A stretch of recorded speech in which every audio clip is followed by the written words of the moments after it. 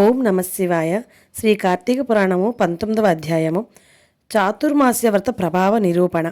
ఈ విధముగా నైమిసారణ్యమందున్న మహామునులందరూ కలిసి చిదానందుని స్తోత్రము చేసిన పిమ్మట జ్ఞానసిద్ధుడును ఒక మహాయోగి, ఓ దీనబాంధవ, వేదవేద్యుడువని, వేదవ్యాసుడవని, అద్వితీయుడవని, సూర్యచంద్రులే నేత్రములుగా గలవాడవని, సర్వాంతర్యామివని, బ్రహ్మ రుద్ర దేవేంద్రాదులచే సర్వదా పూజింపబడువాడవని, నిత్యుడవని, నిరాకారుడవని, సర్వజనులచే స్తుతింపబడుచున్న ఓ మాధవ, నీకివే మా హృదయపూర్వక నమస్కారములు.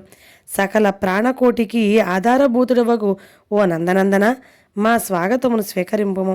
నీ దర్శన భాగ్యము వలన మేము, మా ఆశ్రమములు, మా నివాస స్థలములు అన్నీ పవిత్రములైనవి.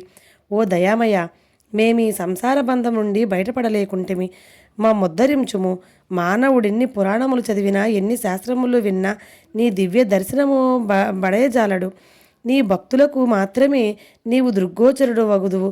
ఓ గజేంద్ర రక్షక, ఉపేంద్ర, శ్రీధర, హృషీకేశ, నన్ను కాపాడము అని మరచి స్తోత్రము చేయగా శ్రీహరి చిరునవ్వు నవ్వి, జ్ఞానసిద్ధ, నీ స్తోత్రవచనంకు ఎంతయో సంతసించి తిని, నీకిష్టం వచ్చిన వరములు కోరుకొనము అని పలికెను. అంత జ్ఞానసిద్ధుడు ప్రద్యుమ్న, నేను ఈ సంసార సాగరం నుండి విముక్తుడను కాలేక శ్లేష్మమున పడిన ఏగవలే కొట్టుకునుచున్నాను కనుక నీ పాదపద్మములపై నీ ధ్యానముండు నటుల అనుగ్రహింపుము, మరేదియూ నాకు అక్కరలేదు అని వేడుకొనను. అంత శ్రీమన్నారాయణు, ఓ జ్ఞానసిద్ధుడా, నీ కోరిక ప్రకారముట్లనే వరమిచ్చుతునిమి. అదియునుగాక మరొక వరము కూడా కోరుకొనము ఇచ్చెదను. ఈ లోకమందు అనేక మంది దురాచారులై, బుద్ధిహీనులై అనేక పాపకార్యములు చేయుచున్నారు. అట్టి వార్ల పాపములు పోవుటకై ఒక వ్రతమును కల్పించుచున్నాను. ఆ వ్రతమును సర్వజనులు ఆచరించవచ్చును. సావధానుడివై ఆలకింపుము. నేను ఆషాఢ శుద్ధ దశమి రోజున లక్ష్మీదేవి సహితముగా పాలసముద్రమున శేషశయ్యపై పవళింతును. తిరిగి కార్తీక మాసమున శుద్ధ ద్వాదశి వరకు చాతుర్మాస్యమని పేరు. ఈ కాలములో చేయు వ్రతములు నాకు మిక్కిలి ప్రీతికరము. ఈ వ్రతము చేయు వారులకు సకల పాపములు నశించి నా సన్నిధికి వత్తురు.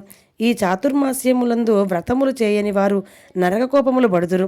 ఇతరుల చేత కూడా ఆచరింప చేయవలయను. దీని మహత్యమును తెలిసియుండుయు వ్రతము చేయని వారికి బ్రహ్మహత్యాది పాతకములు కలుగును. వ్రతము చేసిన వారిని జన్మజర వ్యాధుల వలన కలుగు బాధలుండవు.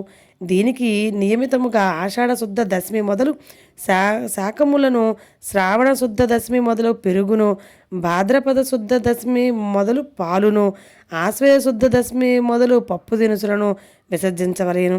నా యందు భక్తి గలవారికి పరీక్షించుటకే నేనిట్లు నిద్రావ్యాజమును చేయనింతును. ఇప్పుడు నీ వసంగిన స్తోత్రము త్రిసంధ్రయందు భక్తి శ్రద్ధలతో పఠించిన వారు నా సన్నిధికి నిశ్చయముగా వత్తురు అని శ్రీమన్నారాయణుడు మునులకు బోధించి శ్రీమహాలక్ష్మితో కూడి పాలసముద్రమునకేకి శేషపానుపు మీద పవళించెను. వశిష్ఠుడు జనక మహారాజుతో, రాజా, ఈ విధముగా విష్ణుమూర్తి జ్ఞానసిద్ధి మొదలగు మునులకు చాతుర్మాస్య వ్రత మహత్యమును ఉపదేశించెను. ఈ వృత్తాంతమును అంగీరసుడు ధనలోభునకు తెలియజేసెను. నేను నీవు వివరించినాను గాన ఈ వ్రతము ఆచరించుటకు స్త్రీ పురుష భేదము లేదు. అన్ని జాతుల వారును చేయవచ్చును. శ్రీమన్నారాయణ ఉపదేశము ప్రకారము మునిపుంగవులందరూ ఈ చాతుర్మాస్య వ్రతం ఆచరించి ధన్యులై వైకుంఠమును కేగిరి. ఇట్లు స్కాంద పురాణంతర్గత వశిష్ఠ ప్రోక్త కార్తీక మహత్యమందరి ఏకోవనింశాధ్యాయము 19వ రోజు పారాయణము సమాప్తము. ఓం నమ శివాయ.